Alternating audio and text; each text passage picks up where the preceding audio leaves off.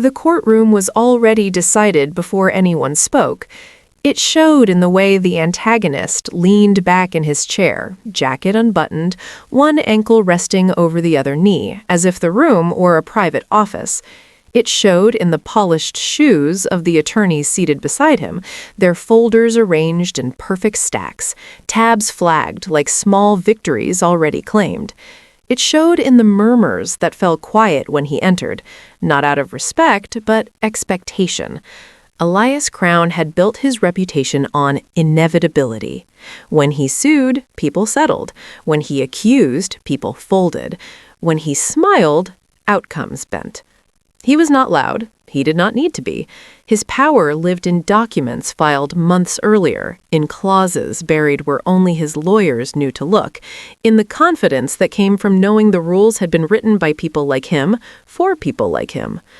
Across the aisle sat a woman alone, no attorney, no briefcase, no stack of folders, just a single manila envelope on the table in front of her, its flap folded inward as if to make itself smaller. Her name was Mara Hale. She wore a plain, dark coat she had owned for years, the fabric softened by time. Her hands rested calmly on either side of the envelope, fingers still. She did not fidget. She did not scan the room. She did not look at Elias Crown. To the court, she looked unprepared. To Elias, she looked finished. He leaned toward his lead counsel and whispered something. The attorney smiled without warmth. The judge did not look up immediately. The courtroom waited. Marcus shifted in his seat, irritation hardening into something sharper. He had seen hesitation before, judges double-checking figures, clarifying clauses, but this was different. The silence wasn't procedural, it was evaluative. The judge turned a page, then another. Each movement was deliberate, almost careful, as though the paper itself required respect. His jaw tightened slightly, not in anger, but in calculation. When he finally looked up, his gaze did not go to Marcus or his attorney. It went to Elena.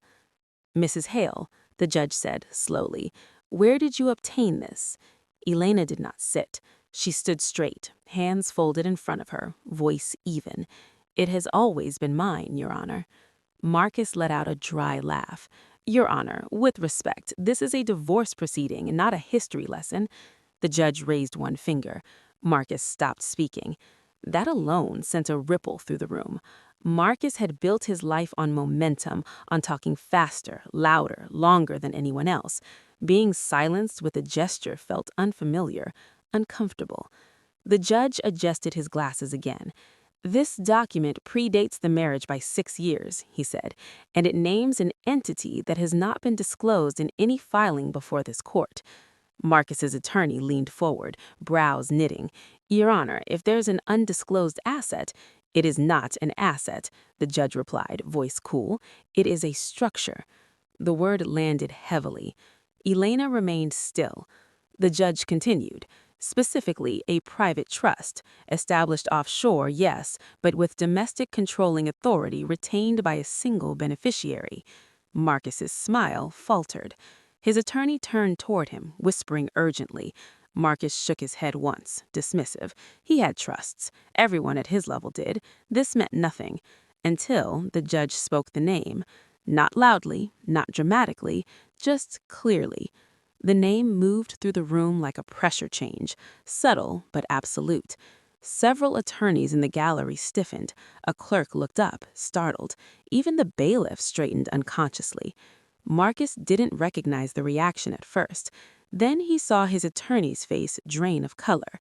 "That's not possible," Marcus said, standing now, control. The collapse did not arrive with noise. It arrived with notifications.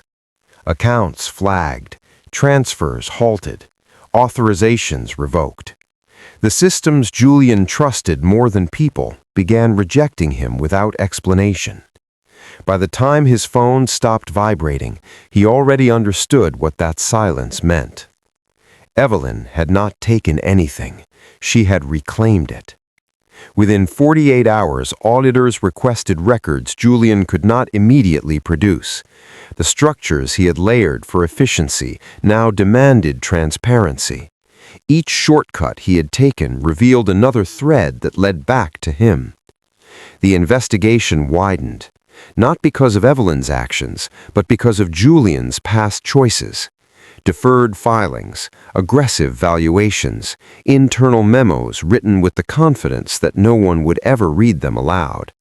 Now they were being read carefully. Julian met with lawyers who spoke differently than before. Less assurance, more caution. Words like exposure and escalation replaced certainty.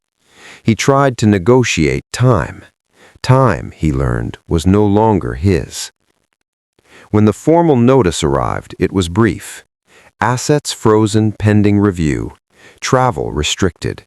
Cooperation required. Criminal proceedings followed quietly. There were no cameras when Julian was escorted from his office building for the last time. No audience when his board voted unanimously to remove him. No sympathy when partners distanced themselves with statements drafted by people who once praised his leadership. The courtroom returned weeks later for the final ruling. Evelyn entered alone again.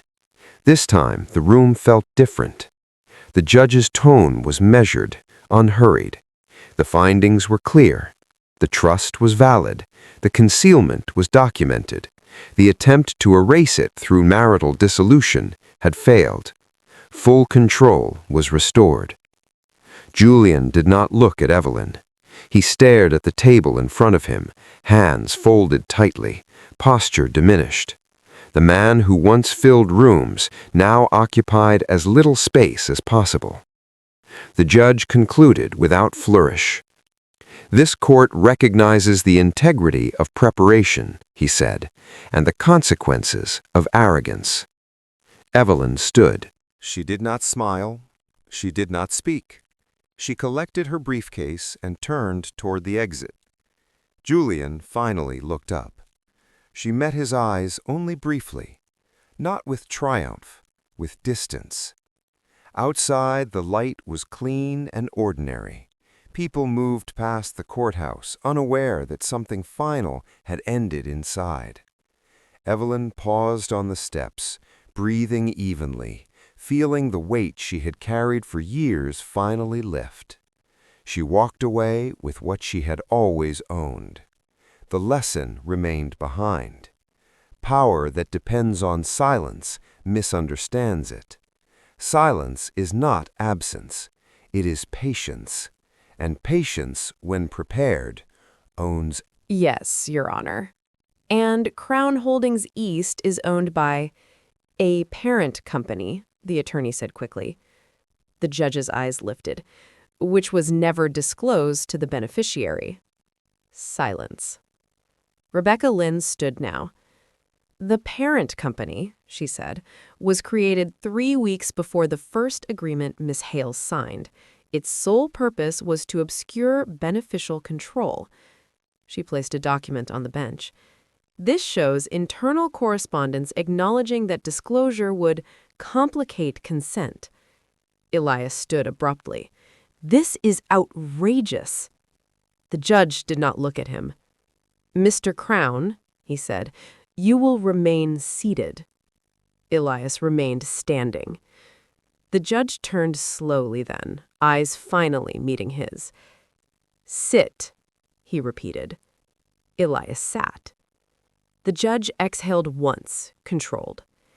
This court does not appreciate being used to launder bad faith. He turned back to Mara. Ms. Hale, you appear without counsel, yet you arrive with evidence most represented parties never find. Mara spoke softly. My father believed paperwork outlives people, he said. He taught me where to look. The judge nodded. It appears he also taught you when to wait. Elias felt something unfamiliar tighten in his chest. The judge continued. The court will not rule on summary judgment today. A pause. Instead, he said, the court refers this matter for review of potential fraud, misrepresentation, and conspiracy to conceal beneficial ownership. The word conspiracy landed like a crack through stone. Elias's attorney stood again, voice strained. "Your Honor." "Enough," the judge said. He closed the folder. Outside, sirens passed distantly, unrelated, but the sound threaded through the room like omen. Elias looked again at the envelope. At Mara. For the first time, he understood something had been built beneath him while he was admiring the height of his own position, and he could not see the bottom. The courtroom no longer belonged to Elias Crown. It belonged to procedure now, to record, to consequences that did not care who he had been yesterday. The judge's order moved faster than Elias expected, faster than his confidence could adjust. The referral triggered an immediate pause in all related civil actions. That pause became scrutiny. Scrutiny became attention. Attention invited questions that Elias had spent a lifetime ensuring no one asked. Daniel Holt did not raise his voice. He did not accuse. He simply placed timelines next to filings, entities next to signatures, silence next to intent. The pattern emerged without drama. Shell companies layered over shell companies, consent buried beneath complexity, disclosure replaced by assumption. What Elias had called strategy was labeled something else when the right light touched it. Rebecca Lynn's voice cut clean through the proceedings. "This wasn't an oversight," she said. "It was design. The documents show premeditated fragmentation of ownership to avoid fiduciary responsibility." The judge nodded once. Elias finally spoke again, his voice measured, but thinner now. "This is still a civil matter." The judge looked at him for a long moment. "It was," he said, "until it wasn't." The words settled like dust after collapse. Within days, the review expanded. Subpoenas followed. Accounts were frozen pending verification. Development partners distanced themselves quietly, then publicly. The confidence Elias once carried like armor became a liability, each prior certainty now re-examined for what it had concealed. He watched his world narrow through glass walls and closed doors. The arrest did not come with spectacle. No shouting, no cameras, no dramatic resistance. It came in an office he had designed himself, surrounded by framed maps of future projects that would never exist. The agents spoke respectfully. The cuffs were placed gently. The humiliation was not physical. It was structural. Everything Elias had built depended on others believing he was untouchable. Once that belief evaporated, the architecture collapsed inward. In court, the final hearing was brief. The judge read the findings: fraud, conspiracy, intentional misrepresentation. The language was clinical. The impact, irreversible. Elias stood when instructed. He no longer leaned back. His shoulders were rounded now, as if gravity had finally found him. He looked once toward